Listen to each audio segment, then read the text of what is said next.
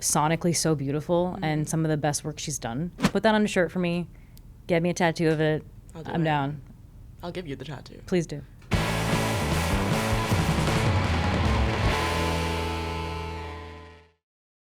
Hey guys, we are in the Rolling Stone studio today to talk all things Phoebe Bridgers' third studio album, Lost Weekend. I am here with senior writer Angie Martoccio. Thanks for having me. Thank you for joining. It's been 6 years since Phoebe Bridgers released a solo album. I would call them personally treacherous. It's been rough. It's been a trying summer. It's been a trying summer. It's been a trying 6 years of my life. Yes. I feel like the act of listening to a Phoebe Bridgers album is a super environmental, sort of like ritualistic act. It's a personal thing. Yeah. It is really personal. Yeah. And so instead of asking you like off rip what your first impressions are, I want to hear where you were when you heard it and sort of your headspace going into it and maybe what your thoughts were as it was playing. I was home doing the dishes, surprise. I actually had gotten the advance when I was away on a trip. And that's why it's funny that you're asking that, because I saw it pop into my email and I was like, oh, I can't do this right now. And most advances I'll just like play as I'm doing anything, like commuting, like on a trip, whatever. And I was like, oh, it's almost like a very intimate, serious thing. And I was like, oh, I'm not ready for this. Totally. It's almost like when we were talking earlier and I was like, have you got it yet? And you're like, not yet. It's almost like you're waiting for something to happen to you. Yeah. Definitely. Anyway, it's so dramatic, but I waited till I was back home from that trip and I was like around my apartment with headphones on. All of her albums sound best on headphones, but especially this one, and we can get into why. But yeah, I was just doing dishes around my home, really alone for hours because I knew it was going to be that kind of thing. Yeah. It's like a very therapeutic situation. It's something you have to like low-key pregame for, like emotionally, not in the typical sense of the term. But I guess that's not actually the first time you heard some of these songs. I know you went to one of Phoebe's famously phoneless concerts that she played before releasing the album at Madison Square Garden. So I am curious, were there any songs that she played that night that you were just like so excited to hear in a recorded version? Yeah, I mean, it was, first of all, this tour came literally out of nowhere. They were surprise pop-up shows across the country beginning last summer. And this is somebody who has been this coming fall will have been 2 years that she was absolutely silent. So she made it to that mark, basically. She won the most Grammys of any artist at the 2024 Grammys, walked away and was talking about how she's going to take a break. She had been wanting to take a break for quite some time. Before Boy Genius, Punisher was this big breakthrough moment for her, even in the pandemic. She had done so much press. She was very exhausted when I talked to her in 2023. And it was because of her friends that she wanted to tour with. Those are her two best friends. And she was like, we want to be together on this tour. We want to do an album. If it wasn't for them, I would be home right now. And she was very frank about that. So when she kind of came back, it was a very surreal moment of like, oh, holy shit, it's actually happening now. Yeah. And, it all begins with a flyer in New Mexico, Roswell, New Mexico, at a small club called The Liberty. And I almost didn't think it was real. But knowing her, she loves to do weird shit like that. And I thought it was a brilliant way to start the cycle. So she starts doing these shows and it culminates with Madison Square Garden. That's not like Roswell, New Mexico. That is a massive, massive arena. And hearing those songs, I think there was a very like transcendent experience because no one even knew the song titles. We didn't really know anything about anything. We knew that she probably had new music coming. Yeah. So hearing a song like Kill Me, for example, rough. but I will say like the pauses that she does in the song itself, I kept thinking like, this is cool to see live. I can't wait to hear it in my headphones. Yeah. Because as we said, it's a very different experience. Yeah. It will be cool to hear them live again on this upcoming tour when we all know the songs. For sure. But having her premiere tracks like that was just insane. She premiered As Above that night. And that's because if you think about it was New York themed, there's lines about Coney Island. She was like, hey, I'm going to play this song for you guys. Hearing that, we can get into that song too. Like that is it's like such a stunner put towards the end of the album. And when I heard that, I was like, this is going to require a lot of listening. For sure. Speaking of specific songs, off rip, some of my favorites are some of the ones you mentioned. As Above is incredible. First first couple listens, Liberty Tree is one of my top tracks. I just was waiting for this opportunity to ask you specifically what your interpretation of As Above is. Yeah, this is an album that you have to like kind of sink into. It takes some time. You can't listen to this album once or twice and be like, oh, I get it. A lot of songs will keep returning to me. For a while, I liked particular tracks and then I would revisit other ones. As Above was in my head for a good 3 straight days before I was like, I think I like this one the best. Yeah. It's definitely up there for me. It's not my absolute number one. I think what she's doing vocally on this album is very different than what she's done before. She's including a lot of ambient instrumentals for the first time. She's really kind of experimenting, and we get to see what she's been up to. Yeah. You know, not just in her life and her personal life, but like as an artist, like what she's been trying out in the studio. And it's a really like awesome catch up, I feel like. So Phoebe has said that she's been listening to a lot of ambient music during the making of this album. And she's also been listening to a lot of Radiohead.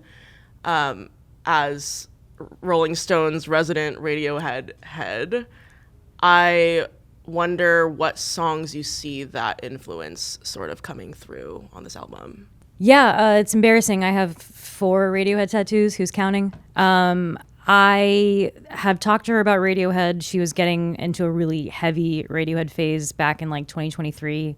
And she was telling me like, I always liked them. I just didn't want like a man to like introduce them to me. And I was like, that is so real. She's been wearing like Kid A shirts on this tour.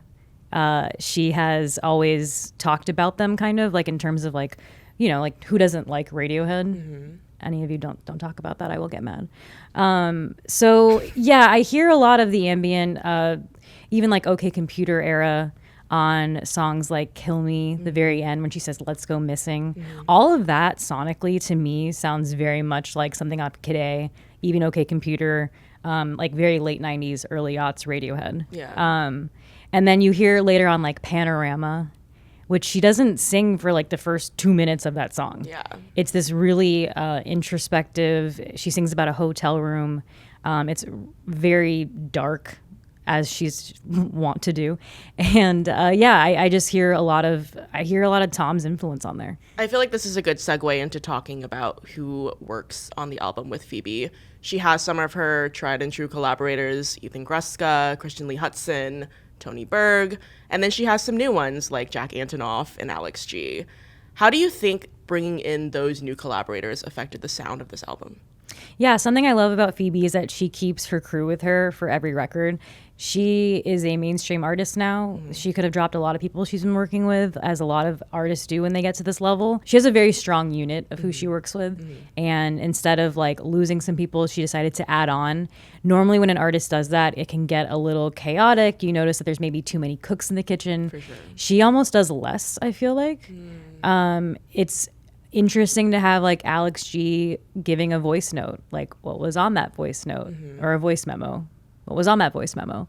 And, people like Jack Antonoff, which was, you would expect to hear more Antonoff-y things in there, but it still sounds so true to who she is. Definitely. That you can tell he just kind of like sat back and assisted where he needed to. Yeah. And I really love that about his work in general. I feel like she's worked with Tony Berg, as you said, Rob Moose, this incredible string arranger, Greg Leese, who's a very famous pedal steel player. He's a legend in the studio. Yeah. So she has all of these people, and she still makes it sound like this cohesive thing that's so undeniably her. And that's what I really like about this record is like, we don't have to look at the list of who's on there to know it's a Phoebe album at her best. Definitely. There is someone on the credits, speaking of the credits list, that we've never heard of before. His name is Sun John Johnson, and you've written a little bit about how he sounds a hell of a lot like someone we love and know called Cameron Winter. I personally, like, huge day for annoying people, love that he hopped on the record. I think their voices go together really beautifully. So first, just to backtrack, I, as I said, heard it in my home and I was like, that sounds different. Her partner, comedian Bo Burnham, is on this album. He's credited. So he had this album called Inside, recorded in the pandemic when he turned 30. Classic at this point for me. So I know his voice pretty well. And I was like, that doesn't sound like Bo. So when I assumed that this was Cameron, it was because it was unmistakably him. I don't know who else it would be. Yeah. And if you recall, I like psychotically ran over to in the office with my laptop, arms flailing around like a crazy person being like, you got to hear this timestamp. And you were also like, yeah, I guess. And it's the kind of thing where you weren't expecting it, but it makes so much sense. Yeah. Cameron Winter and Phoebe are two, to their core, very indie, musicians who got very big beyond their expectations. And they're kind of like, Phoebe at this point now is well past this, but Cameron right now is in the middle of like, holy shit, what is this, what we want? Like, this is not what I thought. And it's this like incredible moment in their career that they're both going through. They have that in common. Yeah. So I think it makes complete sense. It's just like such a really funny surprise, and also very Cameron Winter to have son John Johnson as his name. He recently was back in January, he performed, what is it? Chet Chomsky. Yeah. Chet Chomsky was his name billed under a secret Brooklyn show. This is not the first time he's done this, and I think it's a genius move, honestly, on both of their parts. Yeah, he's having fun with it. The way they duet, by the way, of All My Life, Side by Side, Hide Jekyll Hyde, finally together, and their voices complement each other so well, and I think those lines are among my favorite on the album. Yeah. When Phoebe released her last solo album, Punisher, that was 2020. It was to a quarantined public. Things were so different. Things were very different. And things were also very different for Phoebe in terms of how many people knew her. Tell me about this being her first album post all of these changes. Yeah, I mean, when Punisher came out, it was not just like the height of the pandemic. It was literally the summer of 2020. And quite famously, she decided, unlike a lot of other artists, to release her album anyway. She was like, things should not be the same, and I'm going to do this anyway. And it became this pandemic classic. She blew up on the internet. She wasn't able to tour this record. She went from being like an indie songwriter that she had a very dedicated audience. That was not new at all. I want to specify that, including you. Right there. Yeah, and I want to talk to you about that first. Like, you're from California, and you didn't discover Phoebe in 2020. I want to know a little bit about that. Sorry to turn the tables around. No, it's okay. Yeah, I am from California, Pasadena adjacent, which don't come from you. That doesn't mean anything. My first time I ever heard Phoebe was a 2015 recording of Killer. And that was like the only song I think I had found of hers and like cared for. I didn't really try to find more. And I was running that back in my 2003 Honda Civic. Then when I heard Stranger in the Alps and it started getting a little bit of some critical acclaim. That was during my like short bang phase. Yeah. It was a really hard time for me. That was just like life-changing for me. I feel like that was one of my no-skip albums of my life. Yeah, I know you're a hardcore Alps girl. I'm a hardcore Alps girl. I obviously love Punisher as well, and the Boy Genius stuff, but Alps was really what reined me in. So you know what it's like then, that 2020 comes around and all of a sudden all of these people are liking Phoebe Bridgers, and a lot of her dedicated fans are like, what the fuck? Yeah, and also this sort of sad girl trope that's been bestowed upon her, and maybe imitated many which ways. I'm all for, okay, I don't know if this is gonna make it in. I'm all for I'm all for females having emotions. I agree with Lucy Dacus that it's a completely sexist term, and I hate when people say that. It became this like a thing that she was associated with, and yes, her voice sounds sad, but that shouldn't define her. No, and I think it's like slightly reductive. Yeah, it totally is reductive. It just to be like, I listen to Phoebe when I'm sad. It's like she, even in this album specifically, I think she's this album happy. Really does a great job of being able to hold like grief, loss, love, joy, and like tragedy all in the same hand. I mean, it's a really hard album for artists to make when they've blown up. Yeah. It's a lot of pressure. Famously with Radiohead, it's like, what do we do? How do we do this? That's OK Computer. And I do feel like she kind of had a moment of like, what do I want to share with the world? What's still mine? How much should I withdraw from the public? Should I like not just take down my social media? Should I like be off the radar altogether while I work on this? It's a really confusing time for artists when they've blown up like this. Yeah. And I think she handled it really gracefully, honestly. Like it's a lot of pressure. Yeah. it's a lot of artists come out with an album that's mid, and she didn't do that. No. I really appreciate the fact that she did fall off a little bit. I think that's... everyone should do that. I'm going to fall off after this. Yeah, like, I admire it. Off. Yeah, like my dream is to fall off. Yeah. Speaking of being in the spotlight and people sort of, what's the word, doing surgery on your lyrics, like... No, it's a great way to say it, because people have been dissecting before this album's even out, and I think it's... I don't mean to cut you off. I No, can go off. I just think it's unfair. The fixation on certain lyrics maybe does a little bit of a disservice to the story she's trying to tell. Yes, and I also think she's one of the early, she was a pioneer, some might say, in interviews saying, I think the song should speak for itself. Mm-hmm.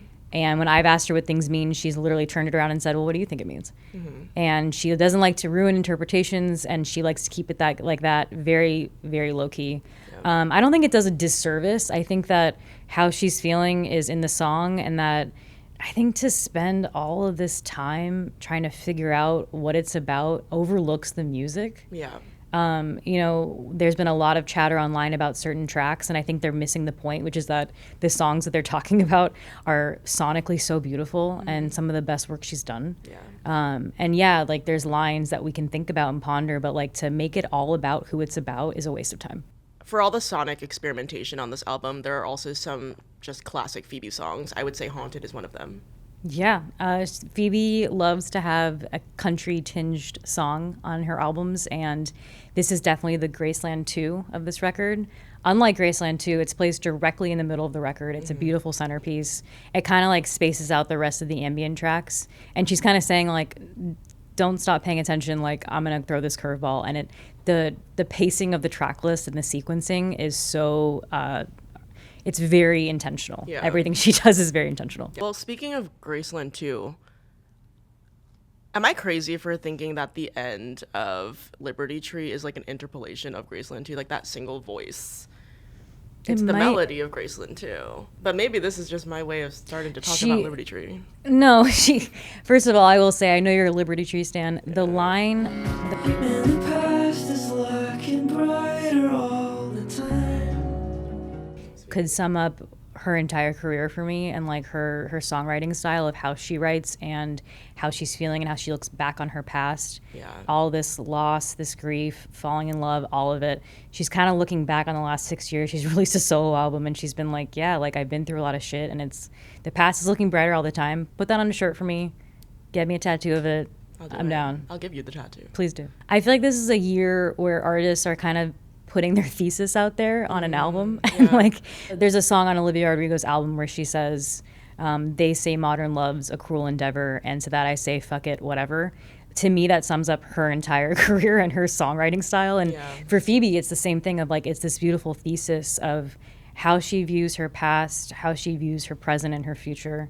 And she's kind of like looking back on things and reflecting after 6 long years of releasing solo work. And to her, it's looking different. I think that kind of sums up like why I love her music so much and her songwriting style, because not only do I connect with it, I understand what she's saying. And it's not just about me. I'm like, oh, I understand what you're doing there. Yeah. And I don't know, it's a really beautiful line to me. My favorite line in the album, or one of them, also is part of Liberty Tree. Don't die, Bobby, before I die. Feels so good to have you in my life. But I feel like there's something so beautiful about the purity of a love where the biggest fear is the other person dying. You're totally right. Like Bobby is her way of talking about Bo Burnham, and there's literally a song called Bobby, but he also appears across the record, as you're saying. Like he keeps resurfacing, and I love the way she's using his name as not only her muse, but to talk about her feelings.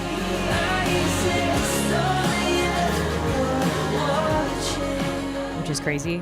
And the way that they both sing together at the end of Bobby of this could be the end of wanting. Yeah. It's the same thing you're saying about like they're saying they would die for each other. Yeah. This could be the end of wanting. Like she's at a different place in her life right now. Like she's going to be 32 when this album comes out. I feel like she's more, fully realized and more herself than she's ever been. Phoebe lost her father in 2022, and his memory really exists throughout this track list quite a bit. Most blatantly on Standing Still. His voice also appears in a voicemail on the track Never Going Back, which is pretty reminiscent of her John Prine cover of Summer's End, where her grandpa also left her a voicemail. What were your thoughts on Standing Still?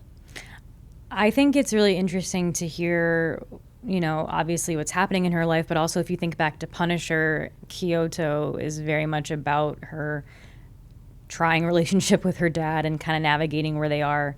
And he died at the age of 60, which is very young. And I think you kind of hear her grappling with that grief throughout Lost Weekend. But she brings up a lot of her childhood past. I found her bleeding over the sink. She talks about her parents growing up. It's really gutting Phoebe lyrics that are sometimes vague, sometimes really specific, and this beautiful balance of both, allowing for interpretation, but also it's very clear that she's talking about her own experience. Sometimes I wish you weren't dead, but you are every day. Is that it? It's just like absolutely gutting. The voicemail is a whole other topic because, yeah, I mean, who hasn't cried when they heard that song? It's just the way he says, like, I'm sure you're busy being a rock star and all, and that was clearly after she had blown up. But yeah, it's really, she does this great thing where it's not this dreadful, sad album. She kind of like puts that through the happy times as we discussed. So it's not this like dreary thing. It's honestly like a very sweet tribute. It's literally dedicated to her father. The final song on Lost Weekend, which is called Lost Weekend Reprise, also is very clearly about her father. And it also highlights Phoebe's penchant for bookends in all of her music. Talk a little bit about those bookends and how they show up here. Yeah, I also want to shout out a line in there of, I am my old man's oldest son. I fought the wall and the wall won, which is a Clash reference. I fought the wall and the wall won. Ton of great references on this record for the classic rock nerds. Phoebe is, if anything, just like such a scholar with this kind of stuff.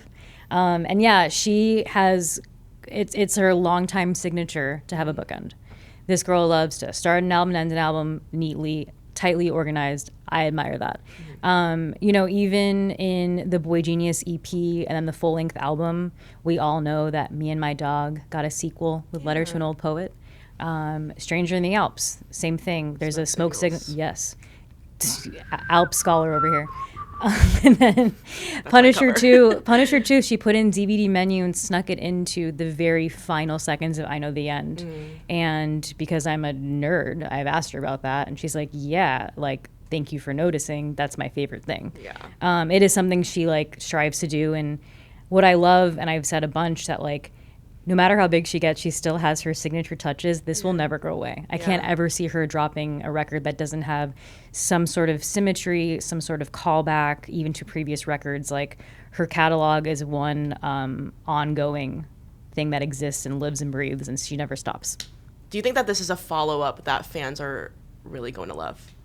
I think it is. She's really someone who has leveled up. She could have had the A-list treatment all the way, and she still decided to stay true to who she is. And I think you can hear that. Yeah. She didn't have to try and force anything. I also think the title, you know, we talked about classic rock references. It's possible the title is a reference to John Lennon's very infamous and debaucherous Lost Weekend, in which he and Yoko Ono in 1973 took like an 18-month separation. She loves him, as famously sang in Moon Song. Did I cry? Yeah. Sing that like again. my voice? This is another embarrassing thing where I gotta wear a shirt. I've only got a John Lennon. This is horrible. No, it means you're a master of the craft and you know what you're talking about. Don't be a teenager, kids. I have a Bon Iver tattoo. Oh yeah, I forgot about that. Love him. Anyway, yeah, I think she would be the kind of person to put a very subtle Beatles reference, and if not, I'll go die on that hill. I don't care. I think it was absolutely worth the wait. I think 6 years is a long time. The amount of pressure she was under, not just because of her fame, but the idea of literally 6 years in today's day and age. People don't really take a long time anymore. And I admire that she waited until she was ready and she wasn't going to release something that was half-baked. Like, this is it. So we've barely scratched the surface. We could talk about this album forever, but... And I will. You can read Angie Martoccio's review of Lost Weekend on rollingstone.com. Thank you for tuning in. See you next time.